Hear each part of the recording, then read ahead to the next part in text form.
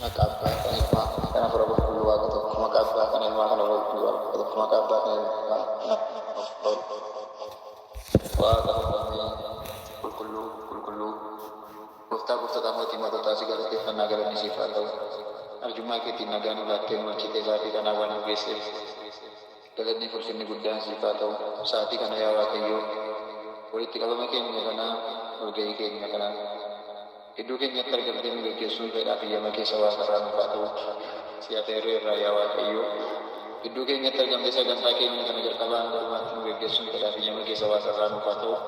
Kan nurraa hordofaa abbaa keenya kun walitti kenne mana adabaa jiran yaa Waaqayyo arjummaa keetiin akka nu beektuuf sagantaa keenya jalqabaa hanga dhumaatti akka nu gaggeessituuf yaa abbaa keenya inni si galateeffannaa.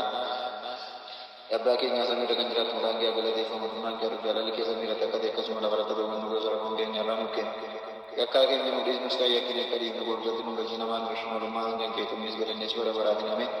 Nagaa argamaa gabee qulqullaa'ee giftii maariyaam nagaa siin kenna yaada keenya gaboon keetiin luboo irraa dhabaa gosa maal nagaan siifatee dugoota keessaa wanta kan eebbifamteedhaaf.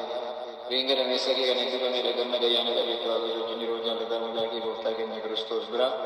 Araara dhiifama nuuf kadhatu cubbuu keenya nuuf baadhisuu fi keenyaa qulqulleessu bara baraan ameen. Galanna ta'aa tokko kan ta'an abbaa ilma hafuura qulqulluu farras boris hanga bara baraatti ameen.